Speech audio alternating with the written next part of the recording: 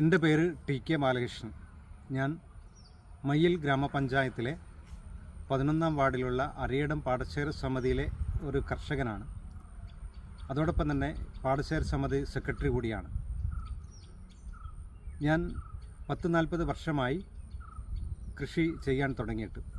കാർഷിക രംഗത്തെ ഏറ്റവും പ്രധാനപ്പെട്ട പ്രശ്നം എന്ന് പറയുന്നത് കർഷകൻ കാലാവസ്ഥയുമായിട്ടുള്ള ഒരു ചൂതാട്ടത്തിന് വിധേയമാകുന്നു എന്നുള്ളതാണ്. കാലാവസ്ഥയെ കൃത്യമായി മനസ്സിലാക്കി കൃഷി ചെയ്യാൻ പറ്റാത്തതിൻ്റെ ബുദ്ധിമുട്ടുകൾ ഇന്ന് ഏറെ അനുഭവിക്കുന്നൊരു കാലമാണിത്. ഇന്ന് അതിൽ നിന്ന് വ്യത്യസ്തമായി കാലാവസ്ഥ അറിയാനുള്ള സംവിധാനം പീലിക്കോട് തോട്ടവിള ഗവേഷണ കേന്ദ്രത്തിൻ്റെ ഭാഗമായി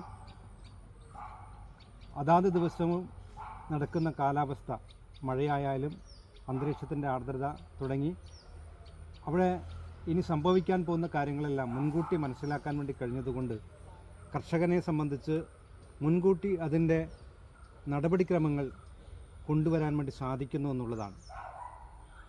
ഈ കാലാവസ്ഥ മുന്നറിയിപ്പ് ഇപ്പോൾ കുറേ കൂടി ദിവസങ്ങൾ മുൻകൂട്ടി അറിയാൻ വേണ്ടി സാധിച്ചു കഴിഞ്ഞാൽ വെള്ളപ്പൊക്കമായാലും വരൾച്ചയായാലും നമുക്ക് നിയന്ത്രണത്തിന് വിധേയമാക്കാൻ ഒരു പരിധിവരെ കർഷകന് ശ്രമിക്കാൻ വേണ്ടി പറ്റും.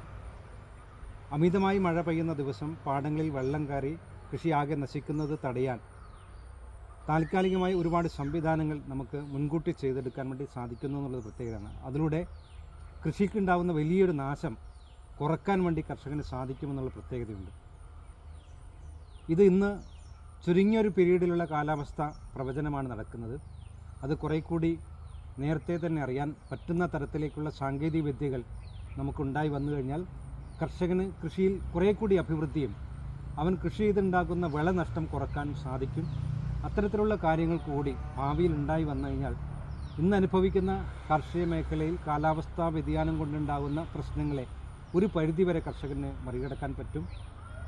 അതിലേറ്റവും പ്രധാനപ്പെട്ട കാര്യം തോട്ടവിള ഗവേഷണ കേന്ദ്രം പീലിക്കോട് അവർ ചെയ്യുന്ന ഏറ്റവും നല്ല ഒരു സേവനം, അത് കാലാവസ്ഥാ പ്രവചനം നമ്മുടെ മൊബൈലിലേക്ക് വരുന്നു എന്നുള്ളതാണ്. അത് കർഷകനേറെ ആശ്വാസകരമാണ്. ഇത് മുഴുവൻ കർഷകരിലേക്കും എത്തിക്കാനുള്ളൊരു ശ്രമം കൂടി ഉണ്ടാകണം എന്നാണ് എൻ്റെ ഒരു എളിയ അഭ്യർത്ഥന. ഇതനുസരിച്ച് കൃഷി പ്രവർത്തനങ്ങൾ കാലാവസ്ഥക്കനുസൃതമായി ഒരു കാർഷിക മാനേജ്മെൻറ്റ് നടത്താൻ കർഷകനെ സഹായിക്കും.